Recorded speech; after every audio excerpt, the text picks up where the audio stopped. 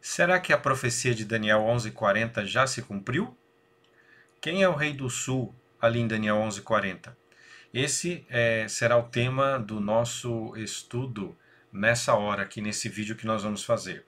Conforme nós mencionamos nos vídeos anteriores, nós gastamos 5 anos estudando esse capítulo e, sem dúvida alguma, nós percebemos que o final do capítulo, ali a partir do verso 40 em diante, é um grande desafio para todo intérprete das profecias bíblicas. E nós vamos tentar trazer aqui uma proposta de interpretação para esses versos, principalmente para o verso 40. E nós vamos descobrir quem é o rei do sul, ou possivelmente quem seria o rei do sul ali no verso 40. Então vamos começar analisando ali a primeira parte do verso 40. Ali o texto começa dizendo assim: no tempo do fim, o rei do sul lutará contra ele. Contra ele aqui é o rei do norte. Então, para nós primeiros tentarmos assim desvendar essa profecia tão importante, vamos determinar aqui quando começa o tempo do fim. Essa é algo muito importante aqui nesse estudo. Se nós pegarmos pelo menos duas outras passagens ali de Daniel, por exemplo, Daniel 11:35, nesse próprio capítulo 11, o tempo do fim já foi mencionado antes.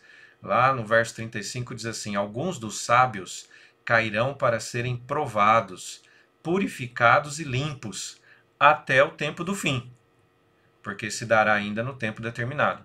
Então, esse verso aqui está localizado ali num contexto falando do rei do norte, onde o rei do norte era Roma papal, que iria perseguir os sábios de Deus, os quais muitos deles, diz aqui o texto, iriam ser provados e purificados e limpos, e iam cair. Essa expressão cair aqui, na verdade, é um eufemismo, né, para morrer.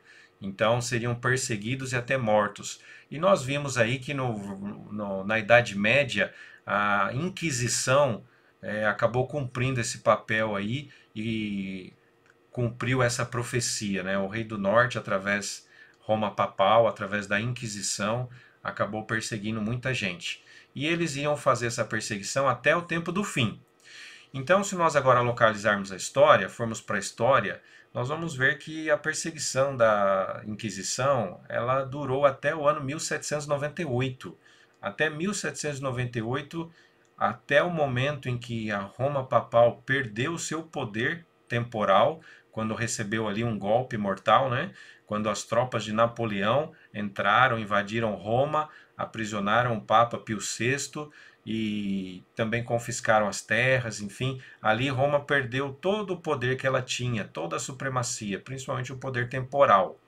Então, até aquele momento, a perseguição, a Inquisição estava ativa. Daí que, por esse verso aqui, diz que essa perseguição iria durar até o tempo do fim. Ou, né? Então, se foi até 1798, a gente pode entender que o tempo do fim começa em 1798.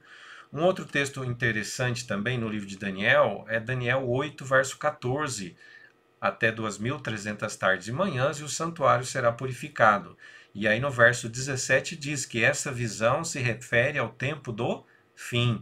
Então veja, a profecia das 2300 tardes e manhãs se cumpriu no ano de 1844. Portanto, já estava no tempo do fim, já que o tempo do fim começou em 1798, ok? Então, juntando esses versos aqui, a gente tem uma certeza de que, biblicamente falando, nós podemos localizar aí o ano de 1798 como o início do tempo do fim. E que, logicamente, iria até a volta de Jesus. Então, se nós fôssemos colocar num gráfico, nós poderíamos usar esse gráfico que está na tela aí, olha. Um gráfico que mostra as 2300 tardes e manhãs, mas lá no fim, né, na parte final do gráfico, também tem ali a parte que mostra o tempo do fim. O tempo do fim começou em 1798 e vai até a volta de Jesus. Portanto, aquela profecia de Daniel 11:40, ela precisa se cumprir nesse período aí, de 1798 até a volta de Jesus, ok? Um outro ponto que nós vimos lá, em Daniel 11:40, é que o rei do sul iria lutar contra ele, contra o rei do norte. Esse verbo lutar, como vocês estão vendo aí na tela, é o verbo hebraico nagar. Nagar significa chifrar, arremeter, ferir ou lutar. Então, nós entendemos que está sendo profetizado que o rei do sul iria fazer um ataque, né, uma luta contra o rei do norte. Esse seria o início do cumprimento desse verso aí profético.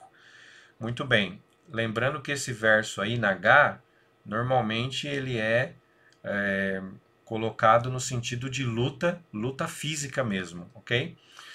Bom, seguindo então lá no verso 40, nós vamos ver que o próximo passo da profecia, conforme é indicado aí, diz assim, que o rei do norte arremeterá contra ele. Então, após ser atacado pelo rei do sul, o rei do norte agora vai arremeter contra ele. Eu gostaria inclusive de usar aqui uma das traduções em inglês, que é a New Revised Standard Version. Essa tradução ela é muito interessante. Note como ela traduz aí Daniel 11:40. Ela diz que o rei do norte avançará sobre ele, sobre o rei do sul, né? Como um redemoinho. Como um redemoinho. Notem que interessante, né? Aqui eu acho que dá para a gente extrair alguns conceitos interessantes. O redemoinho, talvez a principal característica dele é a formação repentina. Repentina e o seu efeito devastador. Então, rápido e devastador. Por isso que nós entendemos aí que essa figura de redemoinho, né, tempestade repentina, ela transmite a ideia de um contra-ataque rápido e devastador. Então vejam, em primeiro lugar, o rei do sul vai atacar o rei do norte. Depois disso, o rei do norte vai contra-atacar de forma rápida e devastadora. Então, esse conceito é importante nós extrairmos aí e termos em mente nesse texto. Continuando lá em Daniel 11:40, diz assim, que o rei do norte, né, vai arremeter contra o rei do sul com carros de guerra, cavaleiros e muitos navios. Ora, essas expressões aqui, se nós formos buscar na palavra de Deus, aonde nós poderíamos encontrá-las novamente, né, para ter um paralelo, uma comparação, nós encontramos, por exemplo, em Isaías 22, nos versos 6 e 7. Lá diz assim, porque Elão pegou a sua aljava e vem com carros de guerra e cavaleiros. Os seus formosos vales se encheram de carros de guerra e também seus cavaleiros, e se posicionaram junto ao portão. Então aqui falando do rei Elão, do reino de Elão, o reino de Elão era um reino que ficava ali, na verdade era uma cidade que ficava ali na Medopérsia, antiga Medopérsia. Então, uma cidade muito importante. E aqui Isaías fala sobre um momento de guerra, onde aparecem essas expressões também, carros de guerra, cavaleiros, a mesma expressão que é encontrada lá em Daniel 11:40. Portanto, a gente entende que essa expressão ela se refere a um aparato militar, né? Está claramente aí relacionado a um aparato militar, que é usado, logicamente, numa guerra, uma guerra literal, numa guerra física. Continuando ainda o nosso texto, nós temos a última expressão encontrada lá em Daniel 11:40. Lá diz assim que vai entrar, né, o rei do norte, no contra-ataque, ele vai entrar nas suas terras, do rei do sul, e as inundará e passará. Essa expressão inundar, passar, é uma metáfora para invasão militar. E como é que nós sabemos disso? Sabemos comparando com outras passagens da Bíblia que trazem a mesma expressão. Veja, por exemplo, Daniel 11:35, que nós já tínhamos mencionado aqui antes, né? Olha, os seus filhos farão guerra e reunirão com grande exército. Um deles virá apressadamente, arrasará tudo e passará adiante. E voltando, levará a guerra até a fortaleza do rei do sul. Então, veja, essa expressão já tinha sido usada também aí em Daniel 11. E não só em Daniel 11, mas se nós pegarmos mais 3 exemplos bíblicos aqui, Daniel 9:26, por exemplo, o seu fim virá como uma inundação. Portanto, inundação ali é uma metáfora para a invasão militar que haveria em Jerusalém. Foi profetizado lá em Daniel 9:26. O segundo texto aí, Naum, capítulo 1, verso 8. Com inundação transbordante acabará de uma vez com o lugar dessa cidade. Então, olha que interessante aqui, que ali se refere a uma invasão militar em Nínive. O profeta Naum é um profeta que profetizou muito contra Nínive. E o terceiro texto, Isaías 8, verso 8, penetrarão em Judá, inundando-o e passando por ele. Então, olha aí, uma invasão militar em Judá. Então, essa expressão, queridos, como ela é encontrada, entendida na Bíblia, ela sempre se refere a uma metáfora para invasão militar.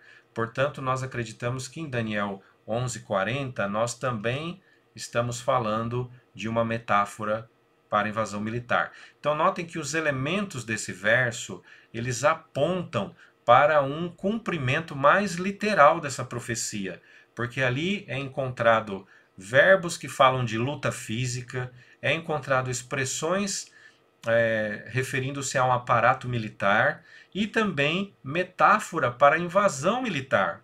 Portanto, o verso todo, de acordo com o entendimento bíblico, ele tem mais aplicação no sentido mais literal do texto, né, envolvendo guerra mesmo. Inclusive está aqui no texto, olha, Daniel 10, verso 1, que é onde começa essa visão profética, né? Começa em Daniel 10, depois no Daniel 11 tem a explicação do anjo, do que significava a visão que Daniel estava tendo, e vai até o capítulo 12, ali no começo.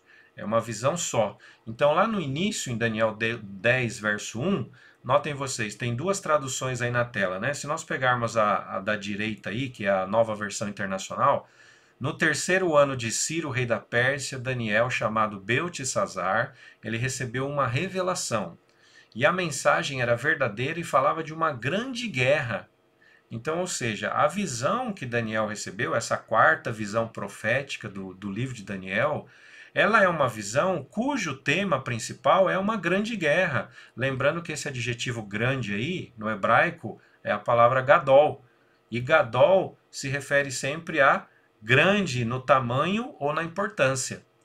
Portanto, a profecia toda, a visão toda de Daniel, ali 11, né, que é a quarta visão profética de Daniel, ela tem a ver com uma grande guerra, uma guerra que ia se estender durante muito tempo, grande em tamanho, em extensão e também em importância, né? Porque praticamente o capítulo fala sobre as lutas que haveriam entre os reinos para poder dominar principalmente a Palestina e ali aquela região do Levante. Durante todo o capítulo é mencionado os reinos que dominariam essa região, porque essa região é uma região muito importante para o mundo. Ali é a encruzilhada entre três grandes continentes. Né? Dali você pode ir para a África, dali você vai para a Ásia, dali você pode pegar o caminho para a Europa. Então, o centro ali, a encruzilhada desses três grandes continentes, é um local de muita importância geoestratégica para o mundo todo. E ele foi um local disputado durante todas as eras aí, durante todo esse tempo. Então Daniel menciona essa parte aqui. Então o ponto aqui é o seguinte, Daniel 11:40, ao contrário do que algumas pessoas pensam, é um texto que tem mais aplicação literal, falando de guerra, guerra mesmo, guerra militar, guerra física, porque os elementos que nós encontramos nesse texto e o próprio início aqui da visão, né, em Daniel 11:1, 10:1, apontam para essa conclusão, nos levam a essa conclusão. Então, só recapitulando aqui o que nós aprendemos desse verso, do texto bíblico. Esse verso deve se cumprir no tempo do fim, que começa em 1798 e vai até a volta de Jesus, nesse período aí. A expressão carros de guerra, cavaleiros e navios é uma clara expressão que na Bíblia se refere a aparato militar. A expressão inundará e passará é uma outra expressão importante na profecia que se refere sempre a uma invasão militar. É uma metáfora para invasão militar. E aquele também aquele elemento que nós vimos, né, aquela imagem da tempestade repentina, né, o redemoinho, que é o contra-ataque do Rei do Norte, então se refere aí a um contra-ataque rápido e devastador. Então, guarde bem na sua mente esses elementos retirados do texto bíblico, porque agora nós precisamos ter em mente esses elementos para poder seguir aqui o nosso estudo. Eu mencionei agora há pouco que existe uma interpretação, né, de alguns teólogos, alguns estudiosos aí da profecia, que eles acreditam que o Rei do Norte seria o cristianismo ou até o papado, Roma papal, e que o Rei do Sul seria o ateísmo. E que essa luta ali de Daniel 11:40 seria uma luta mais ideológica, né, uma guerra ideológica. Mas vejam, vamos analisar esta interpretação à luz do que nós acabamos de aprender no texto de Daniel 11:40. Veja bem, vamos lá, pelo menos fazer 3 testes aqui. Segundo essa interpretação aí, que o Rei do Sul seria o ateísmo, ela bate com o primeiro ponto ali, que diz que essa profecia tinha que se cumprir no tempo do fim. Bom, aqueles que creem nessa interpretação dizem que foi em 1798, né, que as tropas da França atacaram Roma papal, tiraram seu poder, e as tropas de Roma ali estavam representadas, as tropas da França, desculpa, elas estavam representando ali a força ateísta, né, a filosofia ateísta, a ideologia ateísta. Bom, digamos que o time aí está certo, porque foi em 1798 realmente que Roma foi atacado e bate com a profecia, que essa profecia tinha que se cumprir no tempo do fim. Então esse ponto está certo. Agora o segundo ponto, nós vimos no texto bíblico que o contra-ataque do Rei do Norte seria rápido e devastador. Quem crê nessa interpretação aí, que o Rei do Sul é o ateísmo, normalmente aponta para o contra-ataque do Rei do Norte, né, de Roma ou do cristianismo, como tendo acontecido em 1989, quando o muro de Berlim caiu e com isso caiu o símbolo do comunismo, né, da cortina de ferro, e aí o comunismo, o ateísmo recebeu um golpe, um contragolpe, um contra-ataque, né, nesse momento. Bom, por que nós achamos que isso não combina com o texto bíblico? Porque isso não configura um contra-ataque rápido e devastador. Primeiro porque demorou quase 200 anos para acontecer, segundo aí essa data que foi apresentada. E isso não é rápido, né? Isso é muito demorado. E segundo que também não foi devastador, porque a gente sabe que o comunismo aí, né, essa forma de ateísmo, ela continua viva nos dias de hoje. E aliás, hoje está muito mais viva do que antes, me parece, né, a impressão que nós temos. Então eu creio que isso não confere contexto bíblico essa parte. E o terceiro ponto ali, nós vimos que o aparato militar e também, né, a invasão militar, que são elementos que nós extraímos ali do estudo do texto bíblico, não combina com guerra ideológica. Se fosse realmente o Rei do Sul fosse o ateísmo e fosse realmente uma guerra ideológica, como você ia explicar o aparato militar? Carros de guerra, navios, cavaleiros. Como é que você faz uma guerra ideológica com navios e cavaleiros e carros de guerra? É um pouco difícil, né? E também a metáfora da invasão militar.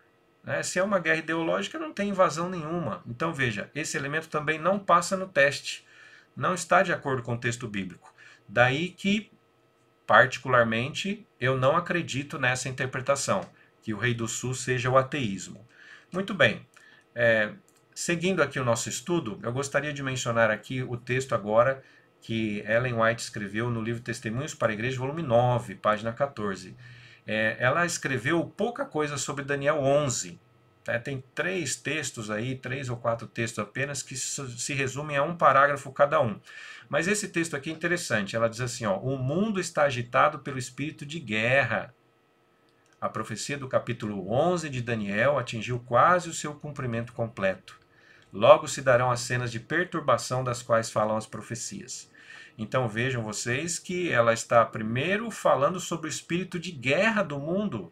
Guerra mesmo, real, né, literal. E aí ela faz ligação com o cumprimento completo da profecia de Daniel, capítulo 11. Então, me leva a entender que realmente Daniel, ali os últimos versos de Daniel, tem a ver com guerra literal mesmo. Não poderia pensar de outra forma. Então, quem são o rei do norte e o rei do sul lá em Daniel 11:40? Bom, o rei do norte a gente já tinha apresentado em outros vídeos aqui, nos vídeos anteriores. Mas para agora ficar bem claro e estabelecido do ponto de vista bíblico, eu coloco aqui na tela para vocês essa comparação, essa tabela comparando tudo que nós encontramos ali no Rei do Norte em Daniel 11, isso depois, lógico, né, do verso 21 em diante, do verso 21 em diante, que fala de Roma papal. O rei do norte é Roma papal, lá em Daniel 11, do verso 21 em diante. Então, do verso 21 em diante, vocês vão encontrar tudo que está aí nessa tabela do lado esquerdo, nessa coluna do lado esquerdo. São várias informações sobre o rei do norte, o que ele ia fazer. Estava profetizado que ele ia agir dessa forma. Tudo que está aí, tirará o sacrifício diário, profanará o santuário, usará de engano, será próspero e assim por diante.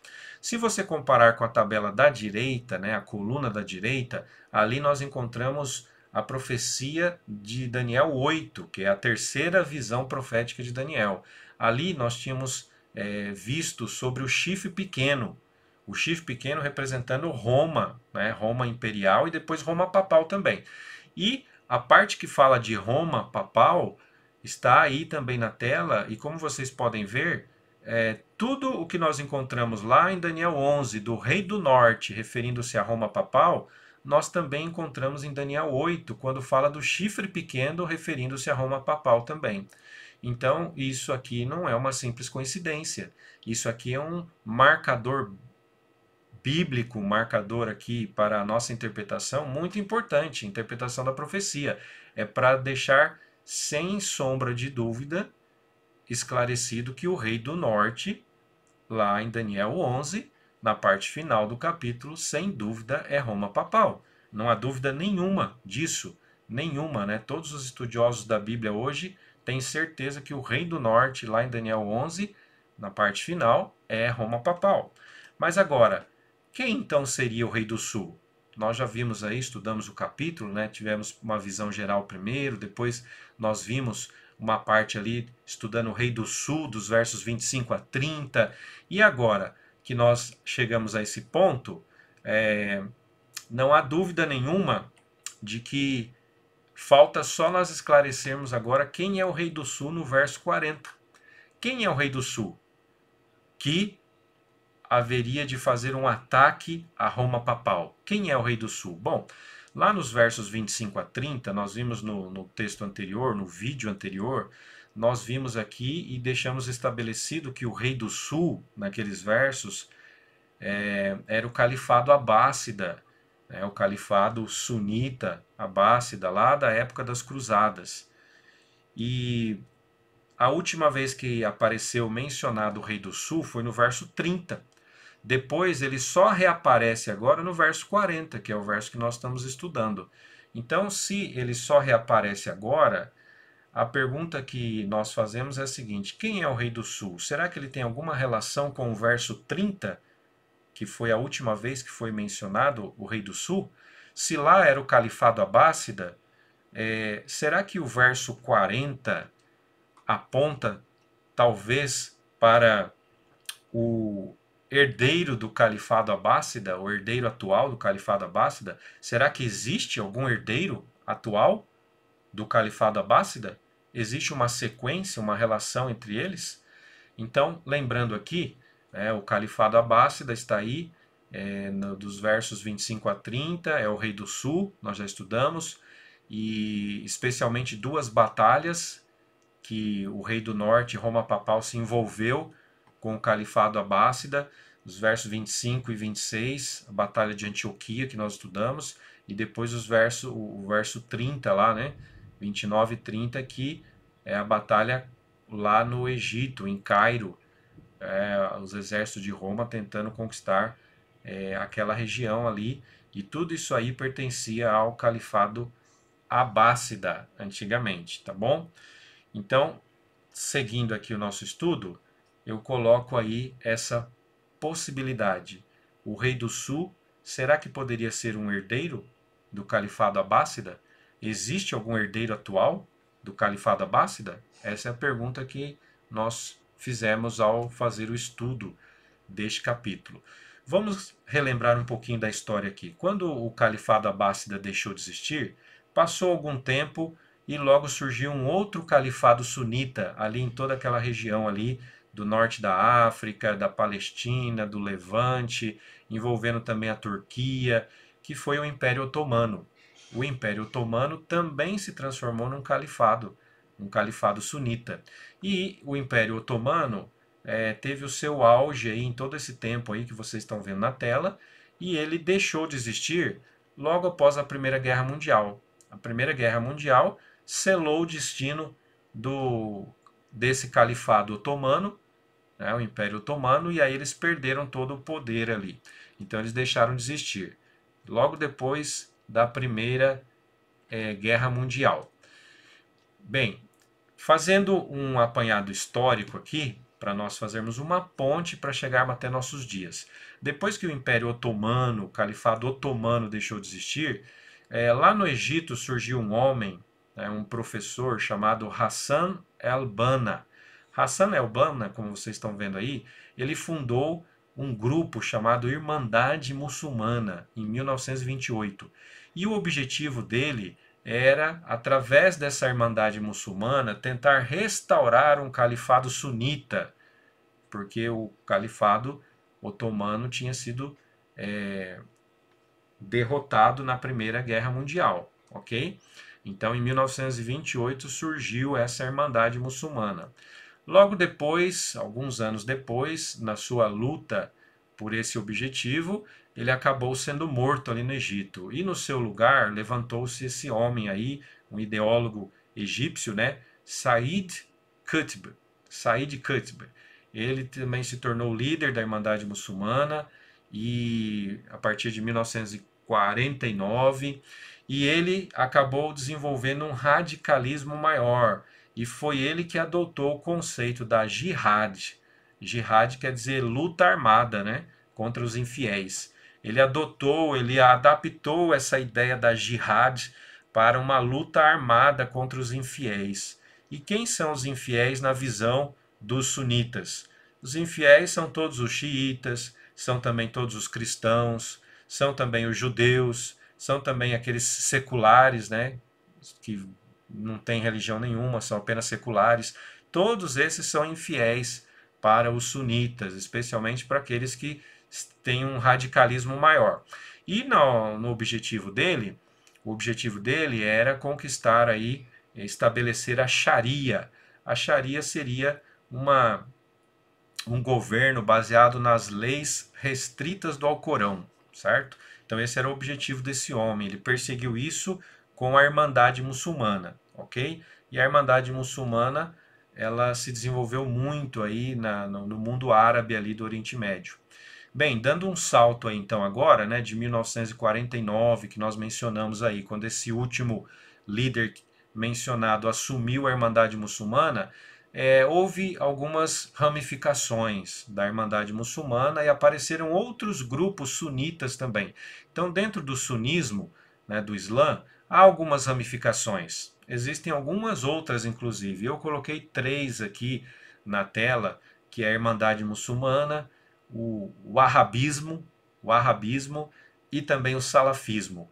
E pela influência da Irmandade Muçulmana, do Wahhabismo e do Salafismo, nós encontramos aí um grupo que se projetou no mundo aí, principalmente a partir de 2014, um grupo terrorista conhecido como Estado Islâmico.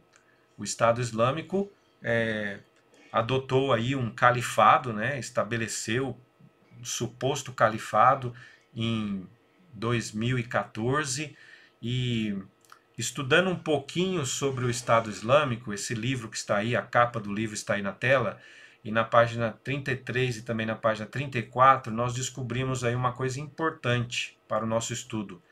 Olha, autoproclamando-se califa, nessa data aí, olha, junho de 2014, al-Baghdá garante ser da tribo de Maomé. E ele evoca o califado abássida de Raqqa. Né? Raqqa era a cidade antiga ali, bem conhecida da época dos abássidas. A bandeira negra dos jihadistas evoca o estandarte negro da conquista islâmica. Então, esse é um texto que está mencionado aí nesse livro, falando sobre a história e quem é o Estado Islâmico. Então, quando eu estudei isso, eu me deparei com esse material e eu achei assim importante, porque aqui há um registro histórico aqui mencionando que o Estado Islâmico, eles se consideram herdeiros do Califado Abássida. E outras matérias que nós encontramos, por exemplo, essa matéria aí, se eu não me engano, é da Folha de São Paulo, online, essa matéria aí, de 2016, se vocês notarem aí na coluna da direita, lá em cima, lá deixa claro que as escolas, ou seja, a educação, né, que eles proporcionam lá dentro do Estado Islâmico, é justamente usando obras produzidas durante o período do Califado Abássida. E na última frase aí da coluna da direita, que está grifada em vermelho, diz assim: eles organizam um estudo de maneira que este século pareça ser uma extensão natural do que veio antes. Ou seja, eles se colocam como uma continuação do Califado Abássida. Então, quando nós fizemos esse estudo, nós percebemos que, pelo menos até onde eu sei, o único grupo dentro do sunismo, né, dentro dos sunitas aí do Islã, que se coloca como sendo herdeiros do Califado Abássida, querendo ser a continuidade do Califado Abássida, querendo estabelecer novamente um califado sunita no mundo, é o Estado Islâmico. Então, nós vamos considerar aqui o rei do sul, no verso 40, como sendo o Estado Islâmico. Né? Nós colocamos essa possibilidade aqui. E conforme nós avançamos o nosso estudo, nós descobrimos que, por exemplo, o nome oficial do Estado Islâmico é Estado Islâmico do Iraque e do Levante. Esse é o nome oficial. Portanto, até no nome eles carregam aí esta identificação com esse espaço geográfico do Levante, que está aí na tela, mostrando, né, que pega toda ali a região da Palestina, da Síria, a região ali, o pedaço do Egito também, né, que é a Península do Sinai. Todo esse pedaço aí é o Levante. E essa região é uma das regiões mais importantes do ponto de vista geoestratégico do mundo, porque, como eu disse, é a encruzilhada de 3 continentes importantíssimos ali. Todo mundo quer disputar essa região aí, até porque ela é muito rica em materiais de energia, né? Em elementos de energia, petróleo, gás e assim por diante. Então, o Estado Islâmico, em 2014, eles começaram a invadir ali o Iraque, a Síria, a gente sabe bem como é que aconteceu, e eles queriam estabelecer um Estado, um califado, ok? Sunita. Bom, a pergunta que eu fiz depois, quando eu estava fazendo esse estudo, é a seguinte: bem, se eles se dizem, né, herdeiros do Califado Abássida, eles querem ser a continuação do Califado Abássida, embora eu percebi uma diferença muito grande entre eles, né? Não dá para a gente dizer que o Califado Abássida, no passado, eles usavam métodos terroristas, porque eles viviam numa outra época completamente diferente. A realidade era outra naquela época, não tem como comparar com agora. O fato é que agora o Estado Islâmico é um Estado, é um grupo terrorista, usa métodos terroristas, que nós abominamos, né? Que nós não concordamos de forma alguma. Porém, a pergunta que eu me fiz quando fiz esse estudo foi: será que esse califado aí, vamos dizer assim, né, o Estado Islâmico, será que eles teriam alguma intenção de atacar o rei do norte, que seria Roma papal? Será que eles teriam alguma intenção que mostra que de repente a profecia poderia se cumprir dessa forma? Essa foi a pergunta que ficou no ar. E aí nós fomos pesquisar para ver se o que a gente encontrava. E nós encontramos alguns registros interessantes aqui. Por exemplo, essa revista que vocês estão vendo aí é a capa da revista da BIC, né, está aí na tela. É a revista publicada pelo Estado Islâmico na internet. E num das suas edições eu encontrei essa capa aí, que tem a imagem justamente da Praça de São Pedro, lá do Vaticano, e em cima do obelisco ali, vocês veem claramente que eles fincaram ali, colocaram a bandeira do Estado Islâmico, que inclusive é uma bandeira negra, né, igual a bandeira negra do Califado Abássida lá no passado. E eles colocaram a bandeira negra ali, então me chamou a atenção essa capa. E aí, lendo a matéria lá dentro, eu encontrei ali essa outra informação, né, um texto aí com uma imagem também da Praça de São Pedro, e embaixo da imagem tem uma legenda. E a legenda diz assim: nós conquistaremos a sua Roma. Então, olha que, assim, que detalhe interessante esse, né? Nós conquistaremos a sua Roma. Parece que eles falam claramente, né? Eles estão dando a intenção de que eles querem lutar contra Roma. E aí temos mais alguns textos aqui interessantes, olha. Por exemplo, algumas matérias na internet dizendo, por exemplo, que a Líbia seria o porto de partida para Roma. E a Líbia, segundo eles ali, é o ponto marítimo do Estado Islâmico, nessa parte que está grifada aí. E eles costumam se referir a Roma, ali bem no finalzinho diz, né, como uma metáfora da Igreja Católica, porque Roma para eles, quando eles dizem Roma, na verdade eles estão se referindo ao Vaticano, à Igreja Católica. Então, esse é um ponto importante. Bem, em 2016 ainda, aconteceu um atentado lá na França, né? Um padre da Igreja Romana, ele foi decapitado ali, ele foi degolado ali por um terrorista desses do Estado Islâmico. Algo terrível, né, aconteceu ali.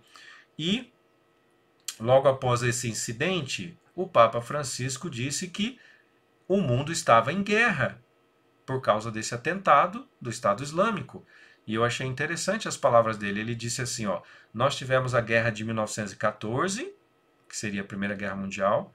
Depois ele disse, então tivemos a guerra de 39 até 45, que seria a Segunda Guerra Mundial. E agora temos esta, disse ele. Então, ou seja, ele estava comparando essa guerra do terrorismo como sendo a Terceira Guerra Mundial. Então, esse ponto me chamou muito a atenção, porque mostra esse espírito de guerra do mundo e talvez apontaria para esse possível cumprimento profético, né? De um grupo terrorista querer fazer um ataque à Roma papal. Bem, importante aqui mencionarmos que, segundo essa matéria aqui, existe uma facção egípcia do Estado Islâmico. E aonde seria essa facção? Seria aqui do lado esquerdo aqui da tela, vocês veem o mapa? Seria ali na Península do Sinai. Teria algumas células terroristas ali do Estado Islâmico, né? Isso segundo essa matéria aí. Bom, aqui à direita, uma matéria do Estadão, Estado de São Paulo. Em 2017, o Papa Francisco fez uma viagem para o Egito e saiu essa matéria aí em abril de 2017, né? Com essa manchete aí: o Estado Islâmico tentará matar o Papa Francisco no Egito no final de abril. Então, como eu estava fazendo esse estudo, né, eu já tinha terminado, na verdade, esse estudo, e eu estava agora só procurando atualizações, atento às atualizações. Quando surgiu aqui essa informação, eu fiquei muito assustado. Falei, olha, se acontecer isso, vai ser uma coisa terrível mesmo para o mundo, né? Vai ser uma coisa terrível, mas poderia ser o cumprimento da profecia.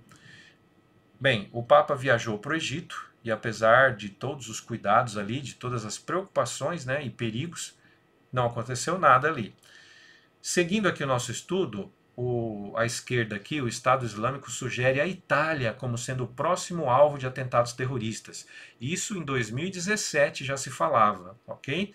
E ali diz mais uma vez que quando, aqui à direita, né, lá embaixo aí na última frase, que eles se referem, quando eles dizem Roma, eles estão se referindo ao Vaticano. O foco deles é o Vaticano. Por quê? Porque como eles são a continuidade, né, a continuação do Califado Abássida, dá a impressão que eles estão querendo reviver as cruzadas, a época das cruzadas, né? Bem, com o tempo o Estado Islâmico perdeu a sua força, a gente sabe, né, um conjunto aí de forças militares de vários países acabaram enfraquecendo o Estado Islâmico ali na região. Porém, continuando as pesquisas, nós observamos que o Estado Islâmico estava se reorganizando novamente no Iraque e, segundo a matéria, ainda seria uma ameaça global. A ONU, inclusive, advertiu que o Estado Islâmico estava se reconstituindo lá no Iraque e também na Síria. O Estado Islâmico pode atacar a Europa ainda este ano. Foi uma matéria que saiu aí em 2019. O Estado Islâmico reconheceu a morte de al-Baghdad, que era o califa deles. O califa foi morto, né, numa batalha aí entre grupos, se eu não me engano, acho que foi os Estados Unidos, né, os soldados americanos que, junto com outros países aí, que conseguiram matar o califa. Mas logo em seguida, eles elegeram um novo califa. Então, um líder sai, eles buscam outro líder. E agora, nessa matéria aqui, de 2019, o Estado Islâmico chama, então, para os lobos solitários, para que eles possam se passar por jornalistas e matar líderes de todo mundo. Então, são pontos importantes que vão chamando a nossa atenção. O Papa também fez uma outra viagem para o Iraque em 2021. Toda vez que o Papa visitava o Oriente Médio, era uma tensão, era uma preocupação, porque sabe-se que ali no Oriente Médio tem vários focos, né, de terrorismo. E o Papa foi ali, fez a viagem, enfim, e embora com os perigos todos, aí não aconteceu nada. Outro líder do Estado Islâmico foi pego aí, foi morto pelos Estados Unidos. E outros ataques aconteceram, agora em Israel também, mostrando o perigo desse grupo terrorista. A ONU alerta para o avanço do Estado Islâmico mesmo após a perda de seus líderes. Eles continuaram avançando. E aqui agora o Papa Francisco fez mais uma viagem para o Oriente Médio, para o Bahrein. E ali mais uma vez ele esteve sob vigilância ali, preocupado para que nada acontecesse. O Estado Islâmico também se mobilizou e também ele se desenvolveu ali para a região da África. A África, alguns países, por exemplo, Benin, já tinham células do Estado Islâmico e outros lugares também estavam aparecendo na África, né, na Líbia, no Sudão, outros lugares. Grupos terroristas na África estão florescendo, diz o texto aí. Muitos jihadistas estão por aí. Então, só para a gente contextualizar aqui. E aí, na última parte ali grifada nessa matéria, diz que eles estavam operando, né, os terroristas aí do Estado Islâmico em campos como Sudão, Sudão do Sul, Uganda e assim por diante. Então eles estavam realmente se espalhando. Mais uma matéria aqui de 2023 agora, começo desse ano, começo não, já estamos aqui na metade, né, em julho de 2023. O Comando Central dos Estados Unidos diz ter matado um líder do Estado Islâmico lá na Síria. Então, as batalhas continuam aí mundo afora. O Estado Islâmico confirma a morte desse líder, mas já nomeia outro sucessor. E agora, queridos, nós chegamos a outubro de 2023. Mais especificamente, 7 de outubro. Infelizmente, né, aconteceu essa tragédia aí. Outro grupo terrorista, também sunita, de orientação sunita, o Hamas, agora faz um ataque surpresa contra Israel, matando muitas pessoas e de forma assim, né, selvagem, bárbara. Então, coisa terrível. Nós, como cristãos, abominamos esse tipo de coisa e não concordamos de nenhuma forma. Ninguém no mundo deveria sofrer um atentado terrorista, né? Isso é inconcebível.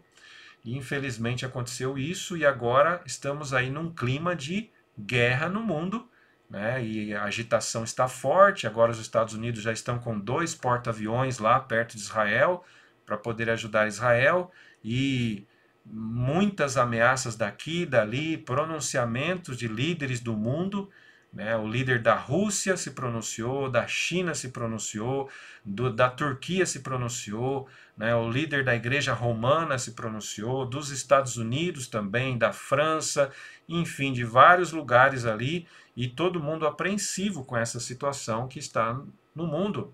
Foi ali, como reportado nas matérias, esse 7 de outubro foi como se fosse o 11 de setembro para Israel. Notem vocês que eles estão fazendo a comparação. O 11 de setembro foi um atentado terrorista também da Al-Qaeda. A Al-Qaeda, que também é um grupo terrorista sunita. Então, esses são os principais grupos terroristas ali, né? Nós estamos focando mais o nosso estudo aqui no Estado Islâmico, porque o Estado Islâmico parece ser o único que se posicionou como sendo o herdeiro do Califado Abássida, querendo ser a continuação do Califado Abássida, e com uma aplicação assim mais, digamos assim, mais global, mais mundial. Eles querem estabelecer um califado no mundo inteiro. Esse é o sonho do Estado Islâmico, né? Já esses outros grupos aqui, Hamas e também a Al-Qaeda também já é um pouquinho mais, assim, uma ideia um pouco mais global.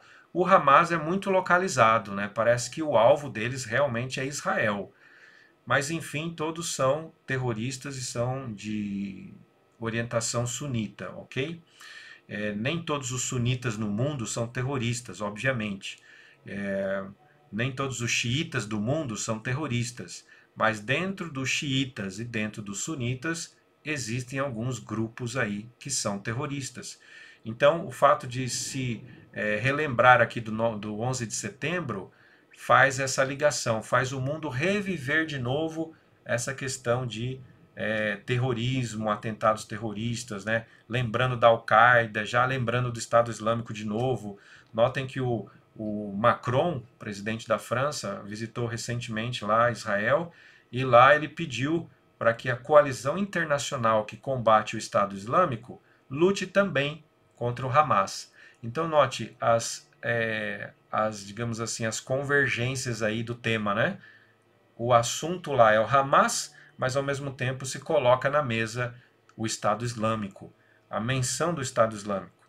E nós cremos, entendemos aqui que existe essa possibilidade realmente do Rei do Sul, aqui em Daniel 11:40, ser o Estado Islâmico, ok?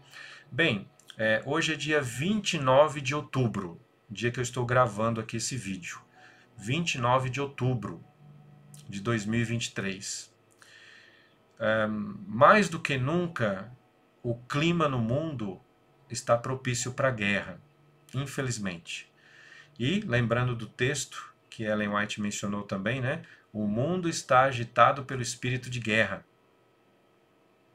Mais próprio do que isso, impossível, né? Para os dias de hoje. E a profecia do capítulo 11 de Daniel quase encontrou seu cumprimento completo, diz ela, né? E eu gostaria aqui de terminar esse estudo respondendo algumas dúvidas que normalmente colocam para nós quando a gente faz esse estudo.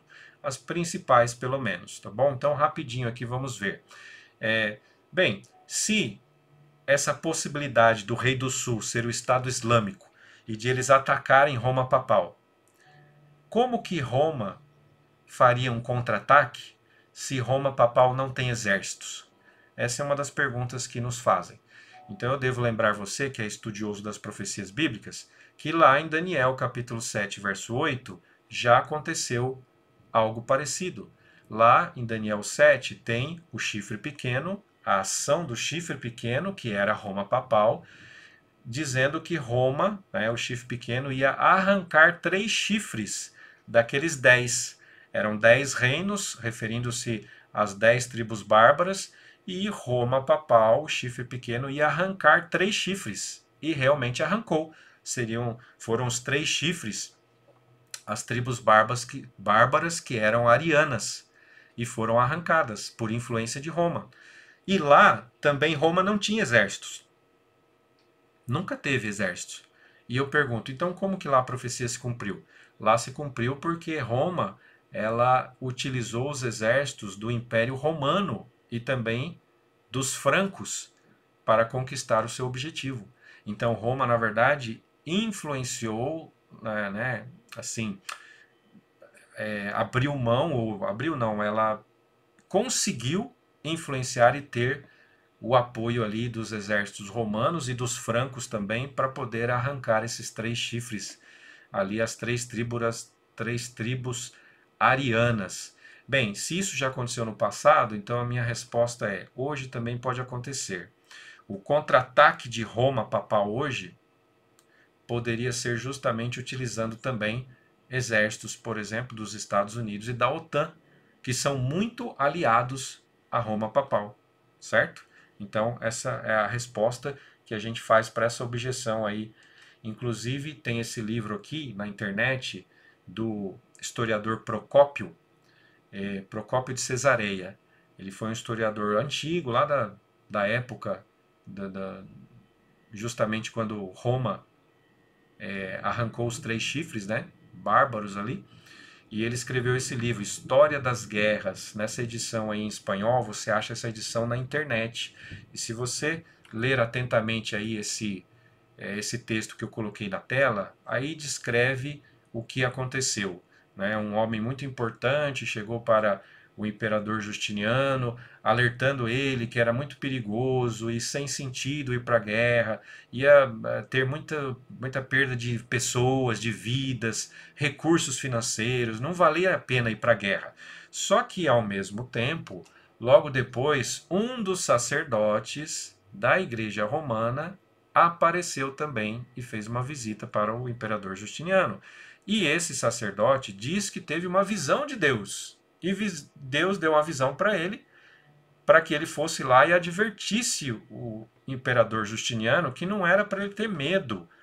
Não podia ter medo nenhum. Ele deveria ir e realmente realizar essa tarefa aí de tirar lá as tribos bárbaras lá e acabar com elas. E aí, por causa dessa visita desse sacerdote da Igreja Romana, é que Justiniano então chamou ali o seu general Belisário para que ele preparasse as tropas e pudesse logo estar em campo de batalha para batalhar lá contra aquelas tribos bárbaras. Então veja, isso aí tem um registro histórico, tem até o link aí na internet para você conferir. Bom, outra dúvida também que nos fazem ao realizar esse estudo: como que o islamismo vai se unir a Roma depois de atacá-la? Então notem aqui, essa pergunta aqui, ela na verdade tem um conceito errado. O conceito de que o Rei do Sul é o islamismo. Eu nunca mencionei isso aqui no estudo e não é isso que nós defendemos. Nós não defendemos que o Rei do Sul seja o islamismo como um todo. Assim como o Rei do Norte também não é o cristianismo como um todo. Ali na profecia, o Rei do Norte é Roma Papal e o Rei do Sul, no verso 40 que nós estamos estudando, é o Estado Islâmico. Pelo menos é a possibilidade que nós colocamos aqui no estudo, de ser o Estado Islâmico. Então não é o islamismo. Então não digam por aí que o Rei do Sul é o islamismo, porque não é isso que eu estou propondo aqui nesse estudo, ok? No verso 40 seria o Estado Islâmico apenas. Bem, e a última dúvida aqui. Essa guerra lá no Levante não parece ser uma ideia dispensacionalista? Não confunde um pouco com as ideias dispensacionalistas? Olha, preste bem atenção, eu digo que não. Não por quê? Porque a interpretação que nós estamos propondo aqui nesse estudo, de Daniel 11:40, ela está baseada numa profecia escatológica, que é Daniel. Né? Os textos de Daniel são escatológicos. Então não é a profecia clássica, é a profecia escatológica. E qual que é a diferença? Ó, a principal diferença é que a profecia escatológica ela é incondicional. Incondicional. Ela vai se cumprir do jeito que está ali. Tudo que está em Daniel e Apocalipse se cumpre de forma incondicional. E também em outros textos, né, escatológicos da Bíblia. Então não é uma profecia clássica que nós estamos estudando, porque o dispensacionalismo, né, o futurismo aí dos evangélicos, eles interpretam muito profecias clássicas de forma literal, como sendo aplicadas só para o Estado de Israel. E não é isso que nós estamos propondo aqui. Nós estamos estudando uma profecia escatológica, tá? E ainda nós apresentamos para vocês aqui de acordo com a escola historicista. Então não tem nada de futurismo aqui. É historicista, interpretando de acordo com a história e seguindo ali a sequência dos impérios, dos reinos que iam dominar esse mundo. Então eu creio que não dá para confundir de forma alguma com alguma ideia dispensacionalista, certo? Bem, então nós chegamos ao final aqui do nosso estudo com essa tela aqui que resume todo o estudo de Daniel que nós fizemos. Lá no final, do verso 21 a 45, o rei do norte é Roma papal. Dos versos 25 a 30, que nós estudamos no outro vídeo, o rei do sul é o califado abássida. E agora no verso 40 nós estamos propondo aí a possibilidade real de que seja um herdeiro do califado abássida, que no momento seria o Estado Islâmico. E vamos aguardar, né? Como eu disse para vocês, hoje é dia 29 de outubro de 2023.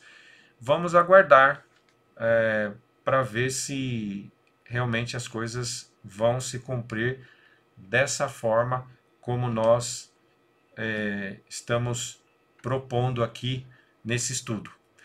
Essa é uma possibilidade real, principalmente por causa da situação que o mundo está vivendo agora.